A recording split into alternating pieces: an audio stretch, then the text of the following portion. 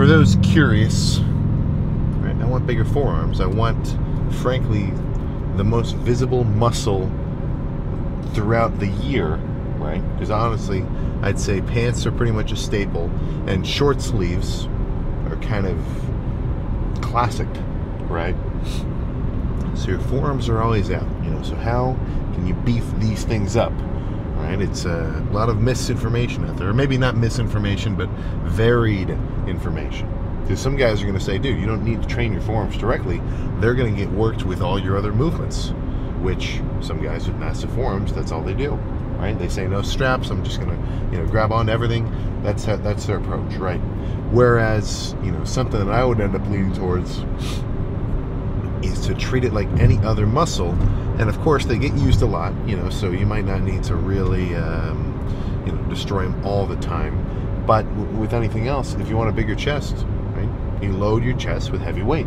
You want bigger lats, you want bigger quads, same thing across the board. Even with abs, right, I think you're going to have much better results doing weighted ab work, at least down the middle. I wouldn't really recommend weighted side leans or anything. You're going to thicken up your what's the word? Not your adductors, but your oh yeah, your obliques, right? But I think weighted, like, down the middle crunches are where it's at, because you're actually going to kind of, you know, just train them the same as any other muscle group, right? So following that logic, forearm wise, I've got a few styles of sets that I like, ranging from really heavy, moderately heavy, to light and squeezing. And then with your forearm, you got two parts, right? Because regardless of you know, finger motion, right? Let's just, you know, ball our hands into a fist here, and that's all we're working with. You got this. You got this whole chunk down here in the middle, which is really the stronger portion. You're going to be able to grip much tighter than you can extend your hands. Like, you wouldn't be falling down a cliff or anything and think, oh, let me put my hand in this little crack and spread my fingers and my thumb apart to hold on. No, you're going to want to grab onto something, right? It's kind of just what we're freaking made to do. So that's where more of the heavy work's going to get done, right? And then, kind of conversely, with the back of your forearm, right, the things that move your hand backward like this, extend your fingers. You don't need to load it as crazily, but I do think it needs a little bit of load. If you overdo it, though, you're going to start feeling kind of like, you know, little cricks and just kind of soreness in your wrist. So I mean, honestly, I don't see any point doing anything probably over a 20 with a reverse forearm curls. And even a 20 is like somebody who's been training their forearms for a while and they're pretty beefy already. I think later, once I finish the back of my forearms, whether I do that first or after, I'm not totally sure. Yeah, I mean, maybe 15s. But honestly, I'm aiming more so for just a burn at the top of the back of my forearm, right? I don't need to load a ton of weight. I'm not going to hit failure by doing, you know, a 6-rep, you know, max RIR intensity set of reverse forearm curls. But I will begin to really start feeling a burn by doing, you know, even 20, 25 rep sets with like a 10 or even like a 5, and just sitting there doing one arm at a time. And I think that's kind of worked, well, maybe not wonders, right? Nobody's Lee Priest, but you should begin to notice reasonably fast forearm development. Like, honestly, it's not a... I mean, I used to do forearms every arm day. That was my approach. I would do a set of forearm wrist curls and reverse curls in between every set of curls, like regular bicep curls. That was just kind of my routine for a while. But it got to the point where my forearms were big enough, so it's like, they're cool, right? Kind of similar with calves, as long as you don't have some kind of genetic disposition, is, you know, once they're there, you're walking on them all the time, you're loading them with leg press and squats. For the most part, you got them. But I think with forearms, I've reached a point where I want to thicken them up a bit more, right? Because relative to my upper arms, they're about there, but I just need a little, well, not need, but I want a little more hanging down below and just a little bit of extra beef, right? Because, I mean, if this is the thinnest part, right, in relation to down here, I want this to be pretty nuts, right? Where it's almost, I mean, depending on the angle, it almost looks like this part is like 4 times bigger than your actually wrist is. So that's kind of that's the goal. So I think no more chatting about it. Let's just go get in there and make it freaking happen. All right, so these are, well, for me, I think we'll probably just stick to just showing the one. Frankly, this part's a little simple, right? There's not a lot to it. You're not going to see me get amped up and start screaming, doing reverse forearm curls. But since today's a little more off day-ish, I'll just make this kind of it. But, really, this is such an easy add post-workout to anything. Chest, back, arms, legs. You're going to sit around anyway chatting. And this is, I think this is maybe one of the movements where I wouldn't dog on somebody for chatting at the same time, right? Not so much the forearm movements later on, the ones that are going to get a little heavier. But here, it's really, it's almost not even that hard to achieve failure, right? Like with something like a squat or a leg press, real big muscle recruitment, you're sending I don't know what density of signals through your system, telling your quads to move, however many 100 pounds that you're lifting, right? So achieving failure with legs is a bit more difficult. Not to mention the fact that it's just hard and your quads are burning. Chest, probably a little easier. It might depend on the muscle group. Some guys might have an easy time doing back compared to chest. Maybe actually taking chest to full failure is a little tricky for them. But these are quick. Or these are easy in the sense that, actually getting to the point where, you're just about at kind of reverse curl failure, all this kind of like fancy stuff that you can kind of see when you pull your hand backward. It just kind of happens. It's to the point where I'm sitting here and it's like 5 easy, 10 easy, 15 easy. And then it just kind of, it's like I just can't even, it's just not going to move, right? So that's what I'm aiming for more so. So I'll probably sit here with like maybe 6, 7 or so of these kind of reverse curl sets. Usually everybody thinks forearms, hammer curls, just anything kind of grip related, which, it's a good chunk of it, right? That's all down here. But, don't forget, when you go to B-dubs, you don't just eat one side of the flat, right? There's the opposite side as well. And this really pays off once you're leaner, because just having like big forearms, when you're soft, they're still big, right? The size is there. But this kind of, I guess you'd almost describe this as like detail work, doing these reverse curls. If you get dialed lean later on and like you're actually, veiny at the wazoo, your forearms just look extra cool. Like if somebody has really developed calves and you see them, just walking around, like you got lines going up the tibia and the sides and the just all over the place. So every time you're holding on, to dumbbells or you're pressing something and then you look at your forearms while you're doing it, all these kind of fibers on the back end start to reveal themselves. And there's a lot more detail than you might think, because it's like, if you sit here and feel and you move one finger, right, versus another, not to flip you off or anything, versus the other, like each one kind of has its own little path of activation, so once you're kind of dialed down, all those little detailed lines start to reveal themselves. So whether or not that's something you care about, that's what I think about. There's like a classic video of Emperor Effer, if you know what I'm talking about, Johnny John, where he's doing, and he's just a freak anyway, but he's sitting there doing like super heavy curls. Like not like he's curling good, it's not like crazy, but just sitting, not even doing the exercise, but just sitting and holding the dumbbells from the side, like you can see all this kind of fanciness. So that's the value I see with these, just to kind of get into it. But we'll just show the one. I'm going to sit here for like 7 more. It's just not a lot to see here. But don't be thrown off by the simplicity of it. I swear this adds up.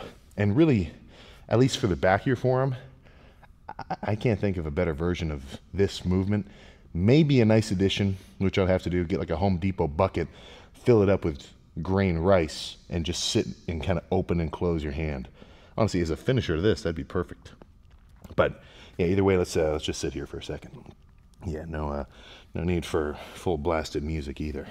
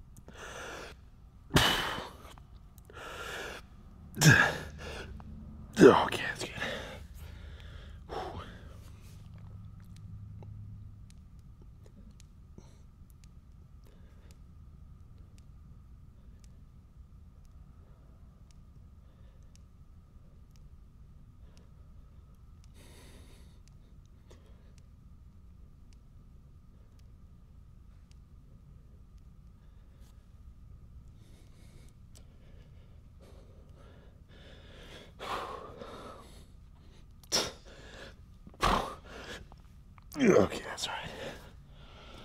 Whew. Yeah, even after just one good one, I mean, the rate of pumpage and just kind of overall fatigue is pretty quick. Because, I mean, these are weak muscles, you know. This isn't like the resilience of your calf, or you sit and putting your whole body weight into it every day running around. I mean, these don't get worked a lot. So, following suit, you don't have to hit them that crazy to actually induce some freaking gains. But I'm going to sit here for a while. I'll see you in, I mean, probably like 15 minutes. But for you, it'll be 1 freaking second. All right, I referenced this a lot, but I haven't really been doing it as of late. So this is, for those who've been curious when I described the forearm training setup as such, right? Of course, I've warmed up, but I'm not going to go so wild today. I mean, honestly, if you've got, I mean, some bigger forearms and like you've got some strength to you, I could see even doing this with like 100, like for like a heavier set. But I don't think there's any, I mean, like anything, there's no point going extra heavy on something you haven't done for a while. It's a recipe for disaster, right? You got to ease into it. You know, it's progressive overload, not instant overload, if you know what I'm saying. But bench, seated longwise, dumbbell as such, I would usually say pick your smaller forearm first, hit failure there, and then switch to the bigger one. So if I fail the left arm at 15 and my right one could do 20, I'm still going to limit it at 15 when I move on, just so the left one gets a little extra oomph and can catch up. But it won't overdo it and then overshoot, and then now eventually you got to work through your right forearm extra, right? So if you've got some kind of imbalance, your left lat's a little wider than your right, or you know, something along those lines, I'd say don't freak. You know, implement some single-sided stuff. Start with the small side first, match it to the big side, and it should all just fill in. And half of those imbalances are only something that you notice on yourself. It's not something anybody else even thinks about, right? So I'd say don't freak there, but don't catch yourself doing like an extra 3 sets on one side than the other, because gains are slow, but they're steady. So if you're gradually getting your smaller side bigger before you know it, you might not, you know, be able to call it at the right time to start doing both at once, at least with the same volume, and then you might be stuck with a bicep that's now ahead. The same thing happened to me when I started. My right arm, everything was bigger than the left. Forearm, bicep, tricep, all of them with head. So I started doing more single arm pushdowns, curls, forearm stuff on the left side, and then not matching the volume on the right. And then eventually the left overtook it, right? Which I'm still kind of, that's sort of the situation today. But half of that is just insertions. Like my arms are slightly different angles. So this one is very, I don't know if you can even tell, but it's very linear. Right? Like my left arm is very straight down the middle when I have my palms up, right? It's pretty classic. The right one, however, I don't know if you can even notice, but it has a little extra camber up, just a little, but sometimes it makes me use more forearm rather than bicep in certain curls, and I think it changes my tricep insertions as well, just a touch. Makes me bias more small head rather than long head in the bottom, right? Because instead of pushing down, it's almost pushing out a little more, if you follow me. But those are just things you'll kind of start to notice. But either way, here, let's start with the left side. Good squeeze, not like a big hold or anything, and just kind of controlled reps. And once you're about at failure, don't be worried about not being able to lift it. You got your other hand to help you. Throw it back up and switch. And I'll sit here for, I don't know, maybe 4-ish heavy ones, and then move on to something cable related. So this is going to be my 3-phase or my 3-step program for beefier forearms. Not too complicated either, honestly. It doesn't, apart from if you wanted to add like arm wrestling training and real direct grip strength stuff, you know, I don't have any experience there. I'm more going for, you know, just overall unencumbered size. But either way, let's hit this shit. Get windmills of your mind playing.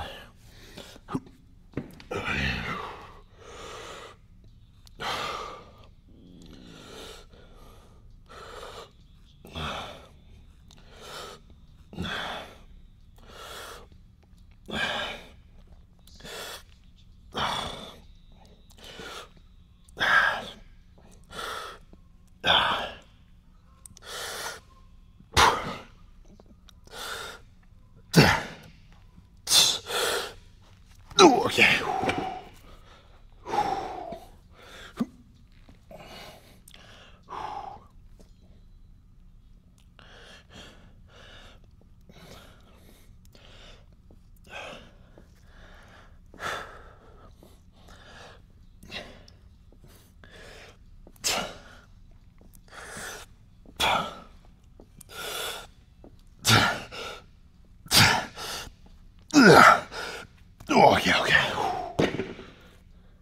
Whew. That's freaking heavier than I remember. But a few more here. Let's just run them up. I'm gonna have to drop the weight.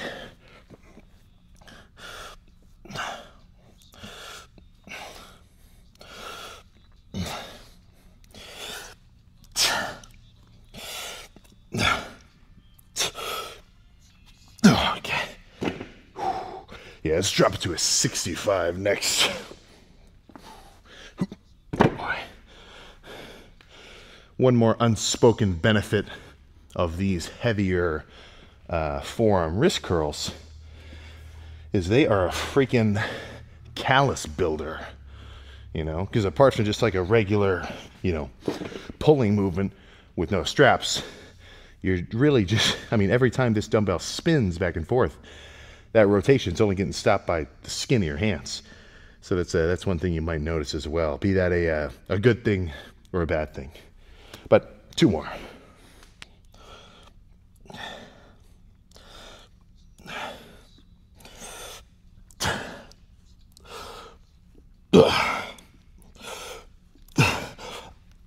Okay.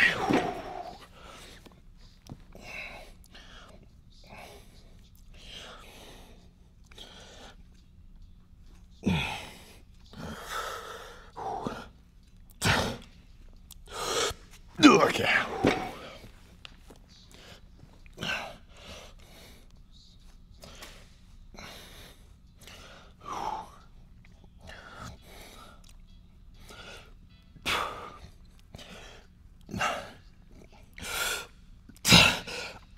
Okay. Oh my goodness. All right. Let's go back to the classic cable straight bar. That'll be freaking it. Nothing too wild here. I'm not talking like full stack or anything like that, but about 170. And really this is almost the, like it might seem kind of silly, but this is like the fly of forearms, right? Those heavy dumbbell curls, I would kind of consider like more of a compound loading movement, like a press or something. Here, I'm more so concerned with just maximizing how pumped my forearms are and what kind of burn I can achieve. Because with those sets with the dumbbells, it was a little more just like physical difficulty. That's the hard part of the set. This is more so just enduring the kind of burning that you're gonna feel on that whole bottom side, right, of both your forearms. So that's what I'm aiming for here. And then I would probably recommend as close to shoulder width as possible. If you go too close in here, then you're moving your forearms at a weird angle. Whereas if your hands are more like parallel with each other, just a little more natural. But I mean, personal taste kind of situation.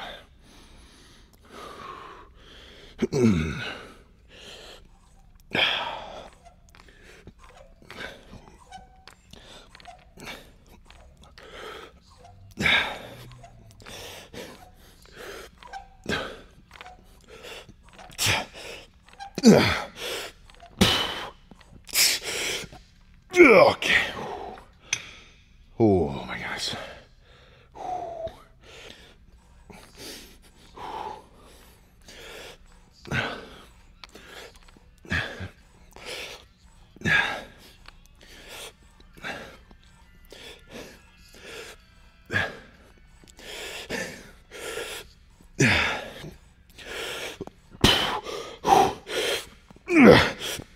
Okay. Whoa. Yeah, that's good. Even just making a fist is burning. Yeah, let's camp out under this light, see what we're looking like. All right, so overall, I should have measured them, right? Because honestly, just my standing natural stance, they're a little wider up top. I can almost freaking guarantee, well, not almost, I can guarantee it, right? They're freaking way, I mean, even I'm getting a little kind of down here, even on the wrist. There's not much you can do to change anything down here thickness wise. That's something some guys are a little self-conscious about if you've got like real thin wrists. But I would say you're not out of luck, because if you can beef up your forearms, for one, I do think you can see some gains, even very marginal in this kind of area. It's more of just a congregation of, or I guess a concentration of like, you know, pulleys and tendons and everything. But it'll probably thicken up. Your hands will as well. But honestly, you might be rocking the advantage all of bodybuilding. All of bodybuilding anyway is all kind of proportion and illusion, right? If somebody's got a tiny ass wrist, it's going to make their forearm, like everything down here, look even bigger, right? Somebody could have 22-inch arms, but if they're, you know, a bit on the heavier side of things, they might not seem as wild as some dude who's got a 20-inch arms, who's dice, because in relation to his torso, that's kind of the fancy part. So that's where I'm not so concerned with the look off-season wise. You can't enjoy the cut without going through the bulk, you know? So just don't get thrown off your game if that's something you're dealing with. But yeah, even just sitting here, yeah, they're definitely pumped up. And forearms are cool because they almost grow like perpendicular to your arms, right? Because your arm is kind of like an oval shape, top side being your bicep, bottom side being your tricep, right? So it's kind of round that way. And your forearm is the same thing, except rotated 90 degrees. You got beef on top, you got beef on the bottom. So when you do some kind of like little side pose here, like you kind of really get to see some of that ratio, because you're getting like as small of a elbow joint as you can get with, you know, making your bicep and your tricep as big as possible and your forearm as tall as possible in the same kind of way, right? Like really adding to any kind of crucifix looking pose or, you know, anything sort of up here like that. That's extra fancy. But I'm not particularly concerned that this is only, you know, the level of veinage that I've got right now. Off-season's not for veins, man. Off-season's for gains. Dieting down is for veins. And I stand by that 100%. So I think no more talking. Forearms are pumped, chill lift, but one that I think is reasonably necessary in somebody else's routine, or anybody else's routine. But let's roll. All right, there we go. Forearms pumped to SHIT. Now I just get to go freaking home. Oh yeah, should I, maybe this will be the thumbnail, really use the freaking angling effect. Put the part you want biggest to the camera, and then the parts you want smaller in the background. That's the logic of out-angling someone, if you're curious, photo-wise, right? Have the guy do 0.5, have him stand kind of close to you, and make sure you've got your shoulder way in the corner. Yeah, I see that a lot. That's one thing that's kind of funny. Every time I take a picture with somebody, or anytime I ever take a picture with somebody, I always, it's like, all right, man, look big. And it's never look sharp. That'd be different. That'd be if I was like a suit guy or something. So look big, and then it's just a little extra hum, a little extra huff to fill the lungs. That's the way to freaking do it. But yeah, good lift. Definitely more on the chill side of things, but you know, same thing, ebb and flow, man. So I got to come in and out. For every insane leg day where you're, you know, just going nuts, drenched in sweat on leg press, you know, might need kind of a more chill forearm day, right? Don't neglect any particular muscle group for, you know, whatever kind of reason you can come up with in your head. And I see that a lot. There's a lot of let me see, what stage of denial, or no, what stage of grief is that? First is denial. Oh yeah, shit, what is it? It's denial, anger, bartering. I don't remember. But, you know, a lot of guys end up kind of bargaining in their mind, like, oh, well, I don't know. I already did quads. It was a pretty good lift. You know, I don't think I really need to hit hamstrings.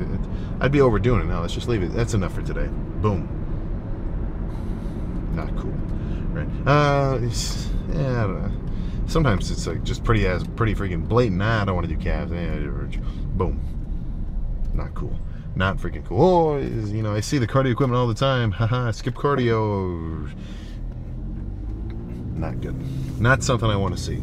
You know what I'm saying? And I gotta stop saying frankly to start all these sentences. And yeah, if I'm being real with you, it's not that hard. You know, honestly, the cardio is not the craziest thing in the world. And now, coming up on summertime, even if you're not still, you know, going back and forth with a regular school schedule, and usually summer just ends up being a little more chill anyway, right? It's kind of just the nature of things, especially if you're somebody working in, I forget, what is it? A lot of sales. Usually summertime is a little more lax, right? Everybody's out doing stuff, you know, you're not just sitting around. So I can almost guarantee the pressure is going to come off a touch in the summer, at least with anything that you don't really want to do, right? Plus, I mean, just kind of the invigoration effect of having a good-ass season around. It might be different if you're somewhere like Florida where it could be like too warm and too hot, and then it's almost sucking away your energy. But, you know, that's the time to get after it, you know? So if you've got any summer goals this year, I think the cardio should be one of them. And seated bike, you know, just going to walk, count your steps.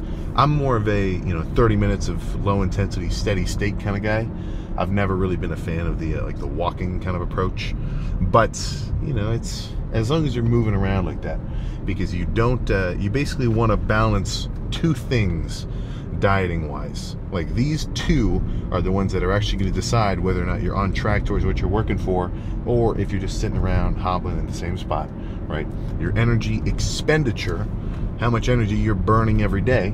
So if you're a more active guy, you're going to burn more energy, right? Your actual metabolism is going to be more efficient. I mean, just adding an extra whatever minutes of cardiovascular activity per week. I mean, I can't pull them off the top of my head, but I'm pretty dang certain studies will show, I couldn't even tell you what multitude of benefits that schedule and kind of routine will give, you know, basically just people on average, right? So it's better off being in a state of activity, right? At least on, you know, portions of the day. I'm not saying you have to run around all the time, but, you know, cardio session, weight session, honestly, I think that'll do it, right? That's where it's at. So as long as that's in place, then you can kind of get into either, you know, eating more than that, so you start gaining weight, gaining size, because you've got excess calories to work with, or less than, and keeping yourself in a deficit to the point where you're actually, you know, burning body fat in your internal storage, you know. So one or the other. Or if you're the kind of guy where you're good, you're at your sort of end state size, that's what you want to roll with, you're like, dude, 190 lean, that's where it's at, right? Then, you know, just stay there, you know, not a problem. There's certainly nothing wrong with reaching your final form and wanting to stay there. And honestly, that's kind of the end goal for everybody, right? You want to get to a point where it's like, nice. You're no longer in pursuit of something, even though the pursuit is the fun part. You kind of will probably, you know, end up opening up to new endeavors. Because if you weren't aware, staying the same size and maintaining your size is much easier than building it up in the first place. As goes with, or the same goes for regaining size later on. If you were a nut football player, whatever, in college, and then you kind of backed off, you know, got out of the gym, you know, you're not really in the same shape you were in before, and then you get after it again, compared to someone who didn't go through that whole process in the beginning, you have a friggin' advantage. Because the idea of muscle memory is more true than you might think, and it's not just like some kind of thing.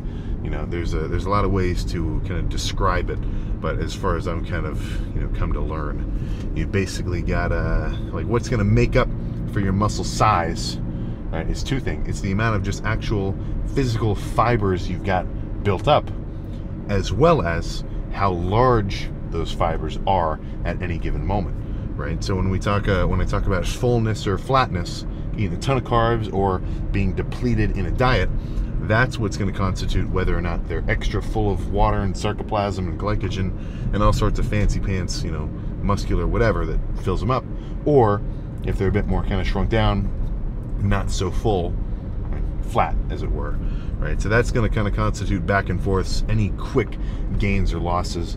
Like if you start dieting down today, you might be 6 pounds lighter in a week.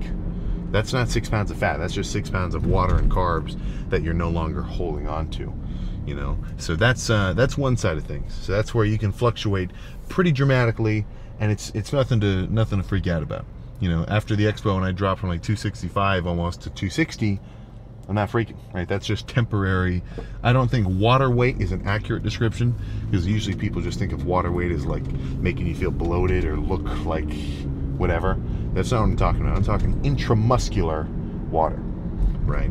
Now, when it comes to the actual number of muscle fibers, you got actual, it's like myonuclei, whatever. The more you work out, the more of those you start to develop.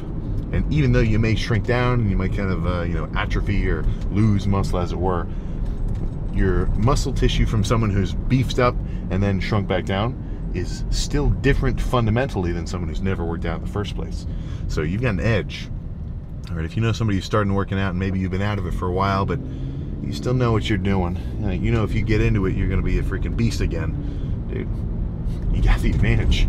It's almost newbie gains again. You're playing the same game after already learning all the cheat codes later on. You know, so that's one thing to look forward to in the future. So maybe, you know, if I, you know, fast forward 10 years, I say, you know what, I got to chill. I'm going, whatever, say some kind of other random thing that I want to get into. And then later on after that, after kind of shrinking down and getting more normal or something, I say, you know, let's bring the beef back. Come on, let's get back into it. Right. You kind of have it once you get it. You know, it's to an extent almost just a learned experience or skill that even if you kind of shrink back from, will always be there. Not only mentally, but like just straight up physically. So that's just one more bonus I think about it, because then that's just more gains that you're making, because it's not only such that you're making gains, you know, temporarily. Obviously it's all temporary, but you know, you're not in just a position where you're like, if you start to get off track, you're totally screwed forever. You're almost saving your progress as you go forward, and you're making it easier to come back. And that's, you know, if you ever get into some kind of crazy injury or whatever, you know, knock on wood of course, then you know, just keep that in mind. Once you get back and moving, even though it might feel more difficult in the moment because you got to build that momentum back, dude, you're going to be used to it, right? It's like how those cars are, like, they limit your max speed for the first 500 miles an hour. So if you buy a fancy ass car and you're not used to it, you don't just instantly crash on like day one. Like, you kind of get used to it for a while. It's almost like that. You lift long enough, and then in a sense, you get just that extra sort of special treatment. Might be losing my exact train of thought there, but I think we get the gist. So post-workout meal. Shit, man, I might go breakfast for dinner. Eggs. I don't know why I'm thinking about it, but eggs and toast is kind of. Oh, I don't think I have any more bread. Well, I'll figure something out. Rice is cool too. Something I'm only just now really starting to get the grasp of. Nothing wrong with a plain ass meal of some kind of protein, rice, and a sauce on the side. It's simpler the better. Plus, you know, if you actually make a good ass bowl of rice and it's not dry or overdone or anything, it is easy to eat. I mean, 200 grams of carbs worth of, you know, whatever, compared to like a bowl of rice, dude, it's right there. It's like you shrunk it down, and it'll just disappear as soon as you start chowing. So that's what I'm aiming for. Meals that I can get down quick, easy, such that I can actually kind of digest them and not feel gross afterward. You know, because I got to keep pumping stuff through here. So that's my kind of main objective meal-wise. But that's all I got for them. Forearm, I don't want to say form-wise again, but for forearms, I'm sure I'll probably add them in with, maybe with chest. Maybe I'll add them in after chest, because then that'd be a real badass pump. Not only am I getting my whole torso kind of filled up with blood just from the regular pressing and fly base work, but you know, you add forearms in there as well. That might be up there. That might be up there in the S tier. We'll have to see. Maybe got to add a pump tier list in the beginning of next video. That'd be kind of funny. Well, either way, I'll see you tomorrow.